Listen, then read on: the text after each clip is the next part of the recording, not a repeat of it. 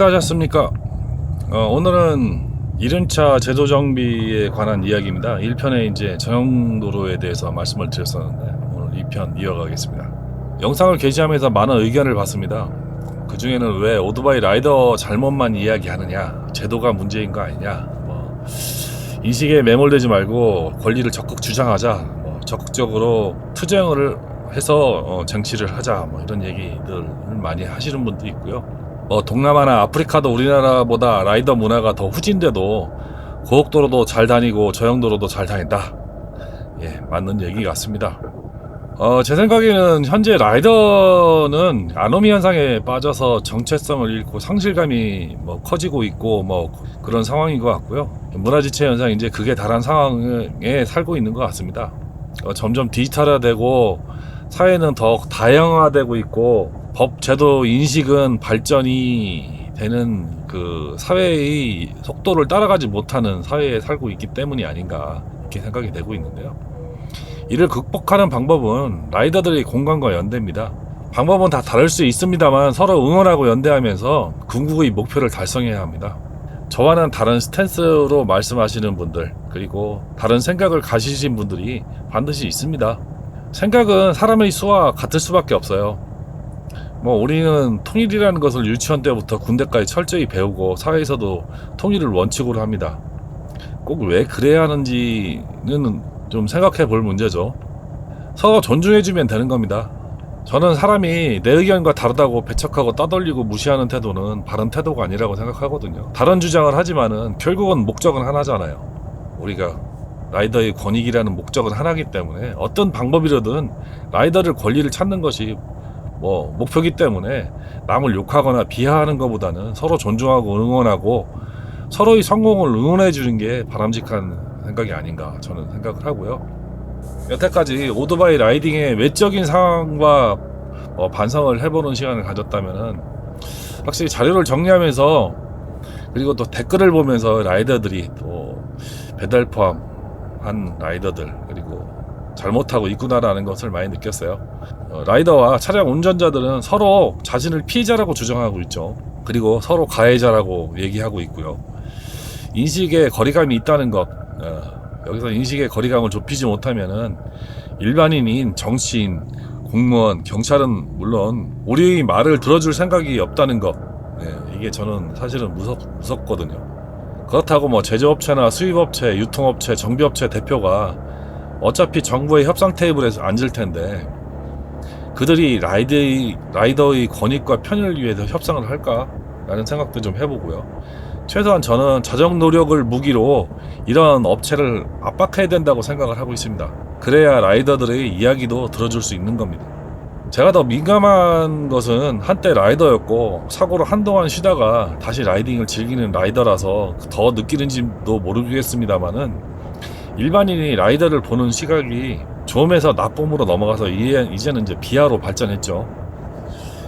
이 점은 절대 관가해서는 안 될 점이라고 저는 생각을 해요. 왜 그러냐면 우리 편이 없는 겁니다. 오늘의 주제는 제도에 대한 이야기를 해보겠습니다. 첫 번째 면허 체계를 이야기할 건데요. 이륜차는 현재 원동기와 이종 소형으로 분류가 되고 있는데 자동차 면허의 아래 개념으로 자동차 면허를 갱신하면 자동으로 운전면허가 갱신이 되죠.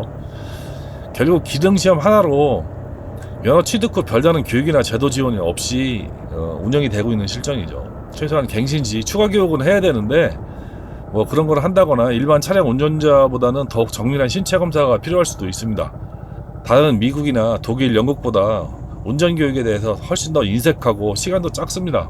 그리고 다른 나라는 유치원부터 중고등학교까지 의무적으로 교통안전교육이 편성이 돼서 운영이 되고 있다고 합니다.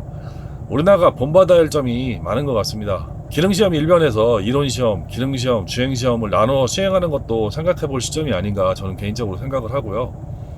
일본 면허체계처럼 배기량별로 면허체계를 도입할 필요가 있지 않을까 생각도 해봅니다. 최소한 일본처럼 50cc 이하, 90cc 이하, 125cc 이하, 250, 400, 400 이상 이렇게 나눠지지는 못하더라도 최소한 400cc 이하 한번 끊어서 아니면 300cc 이하, 500cc 이하 이상 이런 식으로 한 3개 정도의 등급으로 나눠서 면허체계를 구별할 필요가 있지 않은가 저는 개인적으로 생각을 하고요. 그리고 제도 개선 내용에서 정비 제도를 이야기할 수 없는 게 현재 1인차 정비에 대한 정부 공익 면허나 자격증이 없습니다. 그냥 아무나 정비해도 돼요. 정비샵 그냥 차리고 신고하고 세금만 잘 내면 아무 이상이 없거든요. 이런 상황에서 그들에게 목숨을 맡기는 게 온당한가라는 생각을 해볼 문제가 있죠. 현재 정비 자격증이나 정비 업계나 누구도 찬성하는 사람이 없어요. 정비 자격증을. 경력이 많고 실력이 좋은 정비사들은 자격증을 무시하고, 경력이 없는 사람은 자격증을 따서 내가 정비 자격증이 있으니까 이만큼 믿고 정비를 하겠습니다라는 일단 어필할 수 있는 도구가 되겠죠. 우리는 누구를 믿어야 될까요? 정비 가격도 문제가 있죠. 같은 엔진오일로 시티백은 1리터당 6,000원 받습니다. 시티백에 1리터 딱 들어가니까 딱 6,000원 받죠. 고백이랑 국산차 같은 경우는 리터당 한 10,000원 정도 받아요. 수입차 고백이량들은 한 2,000원 정도 받아요. 똑같은 엔진오일인데요. 이것도 평균이 아니에요. 그냥 부르는 게 값이고 그게 가격이고, 왜 그런지 물어도 대답을 못해요. 필터가 더 비싼 게 들어간다 이런 얘기 하는데, 필터 가격 차이가 날까요? 가격 차이 1,000원, 2,000원 차이 날지도 모르겠는데 일단 그렇습니다. 그리고 시간당 6만원, 7만원 넘게 받는 할리데이비슨이나 아니면 BMW 정비 공임은 정당한가? 무슨 근거로 정비 시간을 산출했을까? 이런 생각도 해보는데, 오일 가는데 10분, 20분 걸리죠. 근데 정비 공임은 1.2시간에서 1.5시간을 받습니다. 나머지 시간은 뭐 할까요? 그냥 세워놓기만 하면 돈이 올라가니까 차주는 돈을 내야 되는데 차가 안 나와요. 돈은 계속 올라가는데. 오일 갈고 일반 정비하는데 5시간, 6시간 걸려서 나와요. 그래도 매니저는 3.5시간만 반영시켰다고 인심 쓰듯이 얘기하죠. 일반 정비샵 가면 30분도 안 되는 정비를 이렇게 4시간, 5시간 오토바이 잡아놓고서 잘 봐준다고 할 수 있을까요? 결국은 그게 다 돈인데. 일부에서는 그러죠. 불만 있으면 네가 고쳐라. 예. 그래서 저는 가급적이면 부품 수급이 가능하고 제가 만질 수 있는 건 제가 직접 디어야 합니다. 또 대형 메이커들, 할리나 BMW, 두카티 이런 메이커들은 보증기간 내 사설센터에 가서 정비를 하게 되면은 보증기간이 날아가죠. 그리고 직접 만진 흔적이 있거나, 그리고 또 전용 오일, 고급류 사용 안 하면은 보증 수리가 제한되는 경우도 많습니다. 그냥 보증이 날아가는 거죠. 이런 기준은 어디에 있는 것일까? 제가 생각하기에는 법이 없어서 그런 겁니다. 그러니까 수입업체나 제조업체에서 임으로 자기에게 유리한 법을 만들어 놓고 자기들 마음대로 휘두르는 거죠. 미국도 그럴까요? EU 가입국도 그럴까요? 안 그렇다는데 문제가 있는 거죠. 그러니 동일한 자동차도 미국에서는 리콜과 손해배상을 하는데 국내에서는 나 몰라라 넘어가는 경우가 생기는 겁니다. 문제가 생기면은 미국 수출용 차와는 다르다. 그리고 성능이나 내구성 얘기라면은 미국에 수출하는 자동차와 똑같다. 이렇게 우기죠. 누구에게 문제가 있는 건가 생각해볼 문제가 아닌가. 사주는 소비자한테는 문제가 없는 걸까 생각해볼 문제가 있는 겁니다. 그리고 수입 판매 제조업체의 책임은 없는가. 예전에 마케팅이 되게 쉬웠죠. TV나 신문 잡지 광고만 해도 민심을 돌릴 수 있고 그랬지만, 지금은 페이스북이나 인스타, 트위터, SNS, 소셜미디어, 유튜브, 카페, 블로그, 라인, 카카오 스토리, 일반 사이트, 그리고 동호회 모임, 다양한 곳까지 댓글 관리까지 하면서 여론몰이를 합니다. 그러니 그런 광고 제품들이 노출되는 곳에는 항상 댓글이 좋게 달리고 나쁜 댓글은 선별해서 다 삭제를 하죠. 압력을 넣거나. 여러분들은 이런 상황에 항상 노출되고 있는 거예요.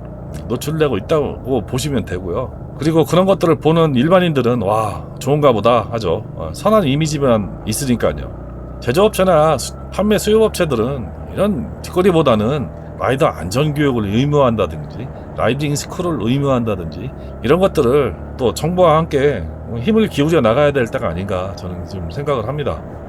또 제조업체 지원이나 활성화를 위해서 지금 전기 오토바이 개발에 많은 재정 지원도 하고 있는데, 지금 제조업체들은 중국산 오토바이 수입에다가 라벨 가리만 하고 있죠. 이런 업체는 페널티 주고 보조금도 삭감하고 적극적으로 개발을 유도를 해야 되는데, 이런 전기 오토바이는 앞으로도 배달에 많이 사용하게 하고 있고, 배달 오토바이가 전기 오토바이가 아니면은 면허를 주지 말든가 하면은 소음이나 과속 같은 문제는 쉽게 컨트롤할 수 있을 거라고 저는 생각을 하거든요. 그리고 이제 정부의 역할 문제를 말씀을 드리겠는데, 세금 체계가 좀 개선이 될 필요가 있지 않은가.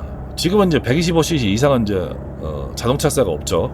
그리고 125cc 이상만 이제 자동차세가 나오는데, 50만원짜리 중고 오토바이나 1억짜리 오토바이가 자동차세가 같다는 것은 조금 말이 안 되죠. 레저용 퍼트는 3억 기준으로 0.3%, 5%, 3억 이상이면 5%를 부과를 하고요.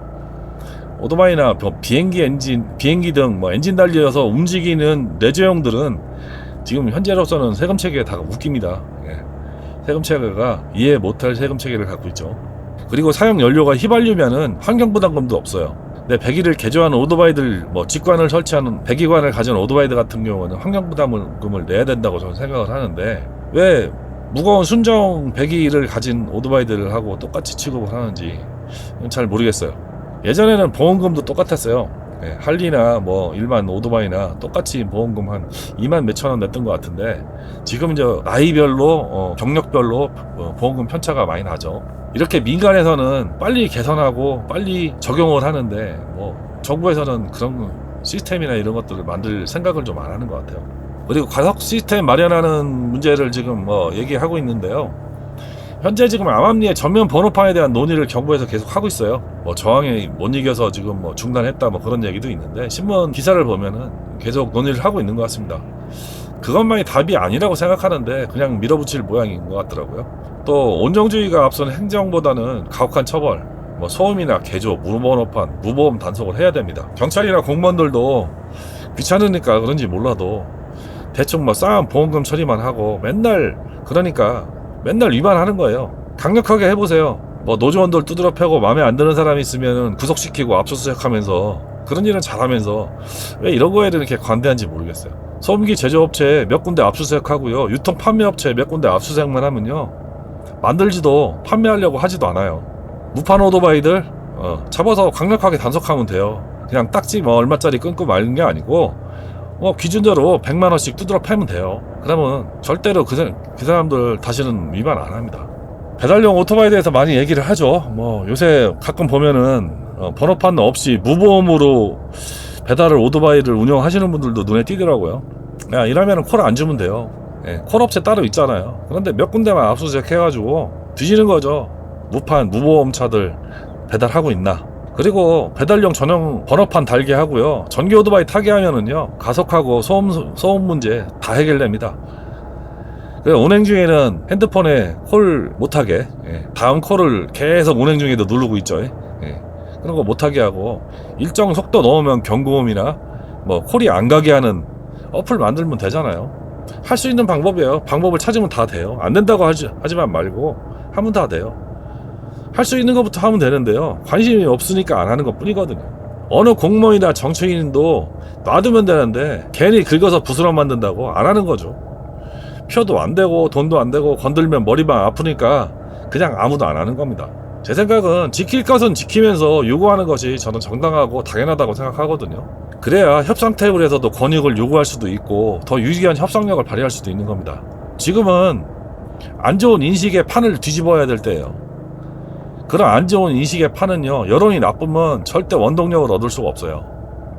국민이 우리 편이야만이 여론을 돌릴 수 있는데, 국민이 적이면은 절대 여론이 우리 편이 될 수가 없어요. 그동안 쌓아온 이미지로는 여론을 뒤집을 수 있을까요? 저는 불가능하다고 생각해요. 누구도 응원 안 해준다고 생각해요. 이런 동영상을 만들면서 생각이 많아졌습니다, 저도.